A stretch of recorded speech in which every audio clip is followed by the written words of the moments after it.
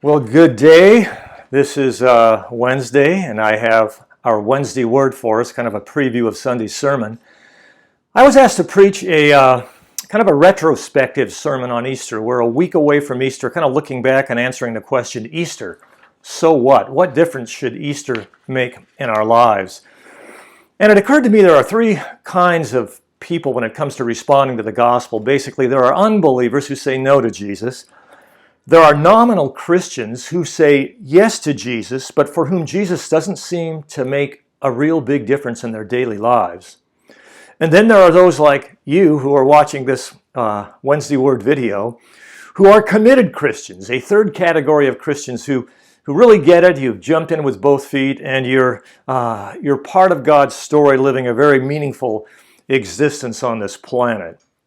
And it occurred to me that these three categories of Christians correspond to three kind of steps along the timeline of what has happened that we've been celebrating this spring, the timeline that leads from the crucifixion to the empty tomb and finally to the upper room at Pentecost where the disciples received the Holy Spirit.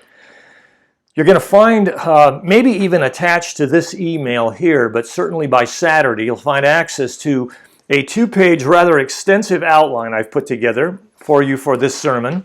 And the title of the sermon is, Don't Stop at Easter. Don't stop at Easter, from the empty tomb to an upper room.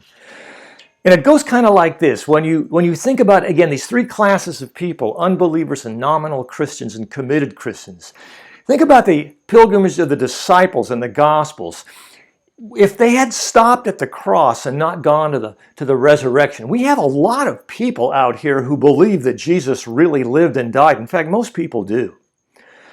Most people believe that Jesus lived, that he was at least some sort of good teacher, some kind of prophet, holy man figure. But a lot of people just think the Romans crucified this ancient Jew, and that was that. And this is the place of unbelievers. They believe Jesus died, but they don't believe he rose. Some of us move the next step. We become followers of Jesus. We confess the risen Christ. Like Thomas, my Lord and my God, Jesus is risen. We believe not only in the crucifixion, but also the resurrection. But it doesn't always make a difference in our lives. And we see this right in the scriptures. Back in John chapter 20, John's resurrection account, it is marvelous. It starts with the appearances to the women at the empty tomb, and it ends with this incredible crescendo of doubting Thomas before Jesus, who says to Thomas, "Feel my hands and side." And Thomas falls on his face, "My Lord and my God." And so we end John chapter 20 with the disciples just basically worshiping a resurrected Lord. And we would think that would make an incredible difference in their lives. But at this point, they haven't gotten from the empty tomb to an upper room. Because in the very next chapter of John, a few verses later, and again, there weren't any chapter divisions in the original Gospels. This just reads right on. We have Peter, who has seen the risen Lord, looking at his fellow disciples and saying, I'm going fishing. And they respond, "Yeah, we'll go fishing with you." And it says they went out and caught nothing. Apparently, resurrection faith was not enough to transform Peter and give his life meaning. It's not until Jesus challenges him, "Feed my sheep." And then as he moves from the empty tomb of John 20 and 21 to the upper room of Acts chapter 2 and receives the Holy Spirit, that we find Peter standing there boldly proclaiming the gospel to thousands of people and the birth of the early church. We need to move, folks, from the empty tomb to the upper room.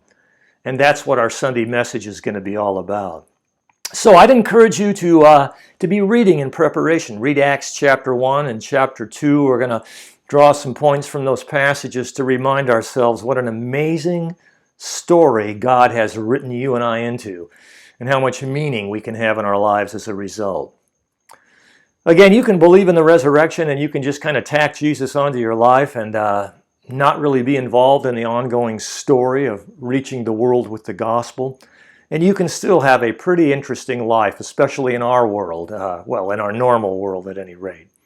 Oh, you can see the world, you can go to the finest restaurants, you can go hear great concerts, you can do all kinds of wonderful things to have an interesting life. But can you have a meaningful life when all is said and done? The people on this planet who have a meaningful life are those who have gotten beyond resurrection faith to jumping in with what the Holy Spirit's doing among the people of God and watching God use them in ways they can't even imagine. So join us Sunday for a challenge to move from the empty tomb to an upper room.